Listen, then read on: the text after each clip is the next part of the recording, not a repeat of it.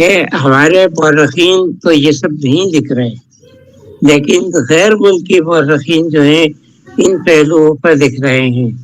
مطلب کہ اب تو خیر کوئی 10-12 سال ہو گئے، فرانس کے ایک مورخ نے مطلب کہ حیدرآباد اور شکارپور پر اس کی کتاب ہے، اور اس نے بتایا کہ حیدرآباد اور شکارپور کو ایک نیا شہر بنانے میں ہندوؤں کا کتنا بڑا حصہ ہے.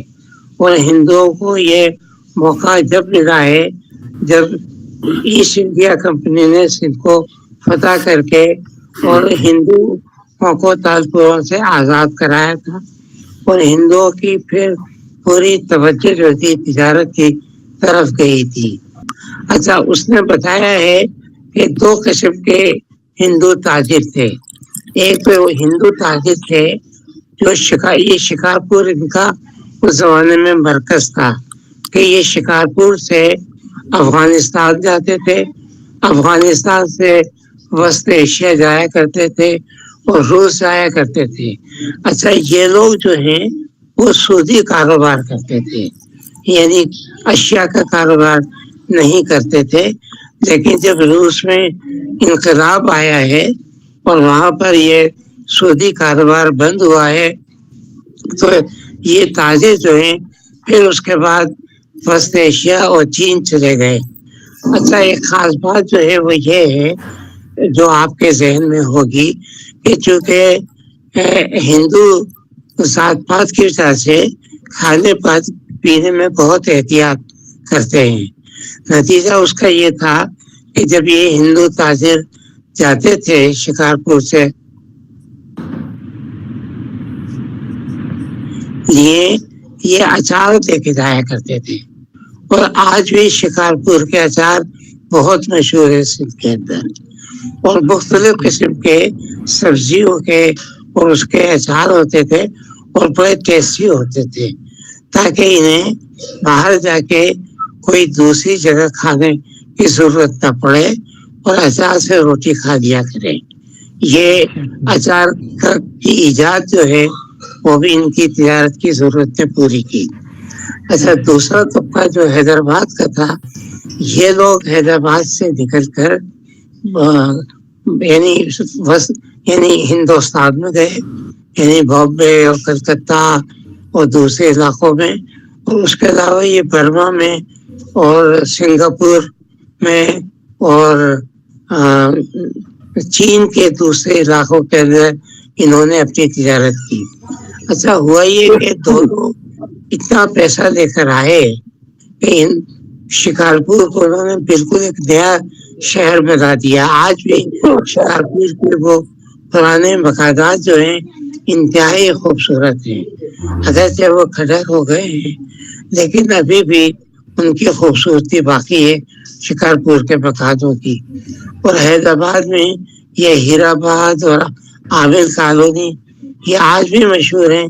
یہ ہندوؤں کے محلے تھے، انتہائی منظر کے خوبصورت مکانات تھے، خوبصورت ٹائلوں سے بنے ہوئے تھے.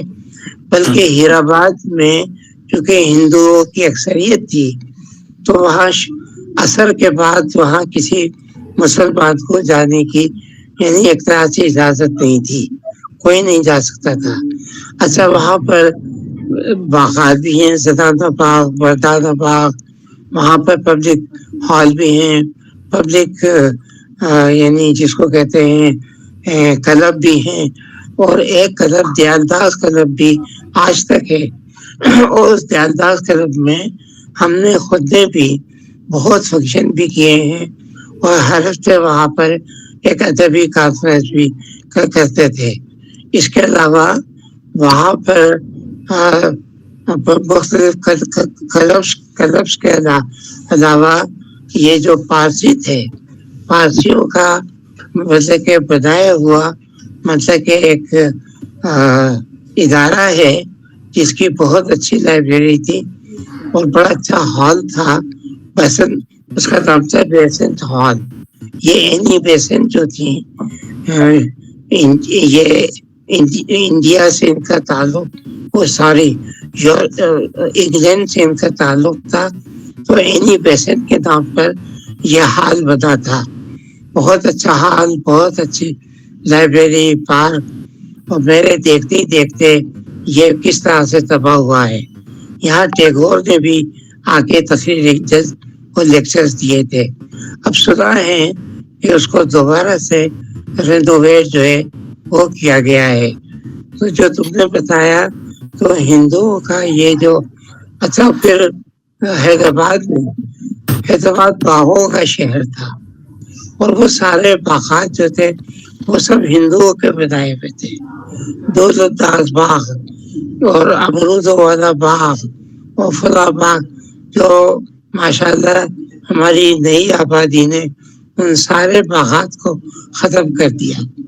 گورنمنٹ کالج کی عمارت ان کی بنائی ہوئی تھی، اور وہاں پر اس کے ساتھ ساتھ نہر بہتی تھی جس کا بہت ہی صاف پانی تھا، اور نہر کے ساتھ ساتھ مطلب کہ میلوں انہوں نے باغیچہ لگایا تھا. لیکن اب کچھ نہیں بچا ہے. تو آپ کی بات صحیح ہے کہ حیدرآباد اور شکارپور میں، اور اس سلسلے میں سکھر کو بھی لیا جا سکتا ہے، اور کراچی کا اس سے ذکر علیحدہ ہے کہ کراچی میں ہندوؤں نے اور اس کے ساتھ پارسیوں نے کراچی شہر کو ماڈل شہر بنانے میں حصہ لیا تھا. اور جب پارسی مہر یہاں ہوا کرتے تھے تو کراچی کی سڑکیں روز ہوا کرتی تھی. بہت ہی صاف ستھری سڑکیں تھیں، اور کراچی کوئی انڈسٹریل سٹی نہیں تھا، بلکہ کراچی کو انہوں نے ایک بزنس ٹاؤن بنایا تھا، جس میں پہلی مرتبہ فوجوں کو انہوں نے بلایا تھا، بوہریوں کو انہوں نے بلایا تھا، مہمان جو تھے وہاں آئے تھے. یہ سارے کاروباری لوگ تھے. یہاں پر کوئی کارخانے جو تھے وہ قائم نہیں تھے. اس لیے کراچی کی آبادی بھی کم تھی، شہر بھی خوبصورت تھا، اور ان کے تعلیمی ادارے جو ہیں وہ بھی اعلیٰ اور معیاری تھے. اب یہ سب تاریخ کا حصہ ہے، مگر اس تاریخ کو ہم اب تک بھولے ہوئے ہیں. اس کو اب تک حالانکہ سندھ کے آرکائیو ڈپارٹمنٹ میں مطلب کہ سندھ کی تاریخ پر، اس کے شہروں پر بہت میٹیریل ہے، لیکن کوئی مورخ نہیں کہ جو اس میٹیریل کی مدد سے سندھ کے چھوٹے شہر، بڑے شہر، ان کی تاریخ